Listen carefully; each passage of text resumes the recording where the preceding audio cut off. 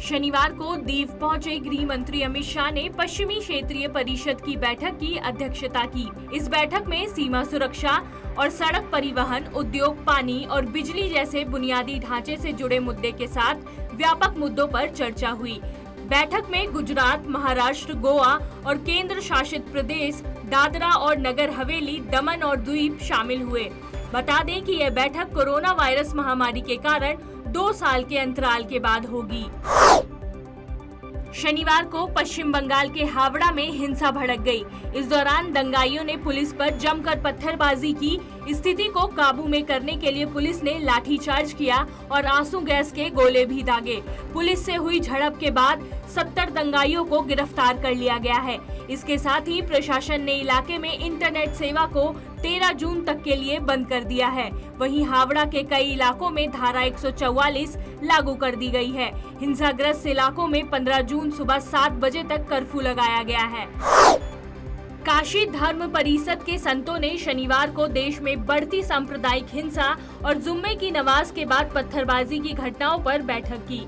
काशी धर्म परिषद के संतों की बैठक सुदामा कुटी, हरतीर्थ, विश्वेश्वरगंज, वाराणसी में आयोजित की गई। इस दौरान संतों ने सरकार से मस्जिदों और नमाजियों पर प्रतिबंध लगाने का प्रस्ताव पास किया।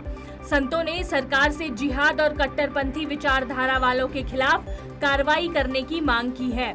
इस बैठक में संतों ने कुल 16 प्रस्तावों को पारित किया है। संतों ने कहा कि यदि सरकार दंगाइयों और जिहादियों के खिलाफ कार्रवाई नहीं करेगी तो संत समाज आंदोलन करेगा। प्रयागराज में जुम्मे की नमाज के बाद हुई हिंसा के बाद पुलिस एक्शन में आ गई है। पुलिस ने हिंसा के मुख्य आरोपी मोहम्मद जावेद उर्फ जावेद पंप को गिरफ्तार कर लिया है।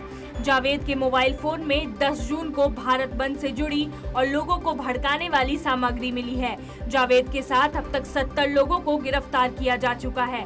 पुलिस ने 29 गंभीर धाराओं में 70 नामजद और 500 अज्ञात के खिलाफ मुकदमा दर्ज किया है। पुलिस ने बताया कि आरोपी जावेद की बेटी जेएनयू में पढ़ रही है, जिसने उसे सलाह दी थी। पुलिस उसकी संलिप्तता की जांच कर रही है।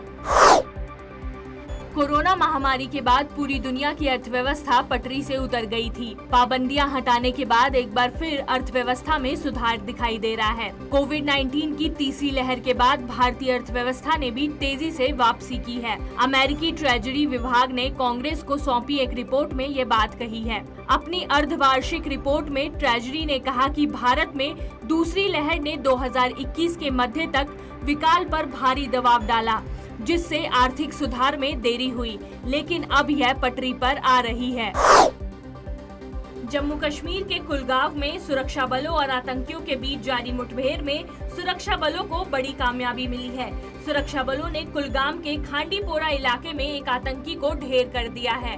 मारा गया आतंकी हिजबुल मुजाहिदीन का बताया जा रहा है। इलाके में अन्य आतंकियों की तलाश की जा रही है। जम्मू कश्मीर के बारामूला में सुरक्षा बलों को बड़ी सफलता मिली है। सुरक्षा बलों ने प्रतिबंधित आतंकी संगठन लश्कर-ए-तैयबा से जुड़े 2 सक्रिय आतंकवादियों को गिरफ्तार कर लिया है।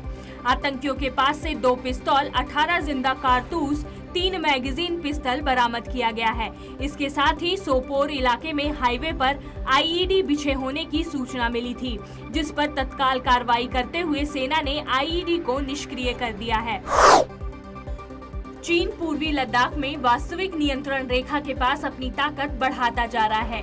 सरकारी सूत्रों के अनुसार चीनी एयरफोर्स ने हाटन एयरबेस पर 25 लड़ाकू विमान तैनात किए हैं। इसमें J-11 और J-20 फाइटर प्लेन शामिल हैं। पहले चीन ने इस बेस पर MiG-21 श्रेणी के लड़ाकू विमान तैनात किए थे। 2 दिन पहले ही शीर्ष अमेरिकी सैन्य अधिकारी ने पूर्वी लद्दाख क्षेत्र में चीन के बढ़ते सैन्य निर्माण को चिंताजनक और आंखें खोलने वाला बताया था।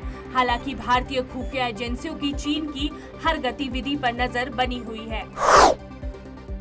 11 जून को पूरे देश में काकोरी घटना के नायक और अंग्रेजी शासन की नींव हिलाने वाले पंडित राम प्रसाद बिस्मिल की जयंती मनाई गई।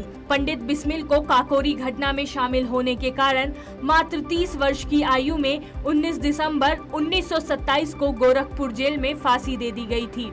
जब वे जेल में थे तब उन्होंने मेरा रंग दे बसंती चोला और सरफरोशी की तमन्ना जैसे गीत लिखे, जो स्वतंत्रता सेनानियों और देश की आने वाली पीढ़ियों के लिए अमर गीत बन गए।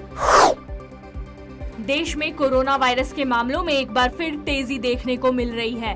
पिछले 24 घंटे में 8,329 नए मामले सामने आए हैं, जिसके बाद अब सक्रिय मामलों की संख्या बढ़कर 40,370 हो गई है। वहीं कोरोना से 10 लोगों की मौत हो गई है। स्वास्थ्य मंत्रालय ने बढ़ते मामलों को देखते हुए सभी राज्यों को सतर्कता बरतने की सख्त हिदायत दी है।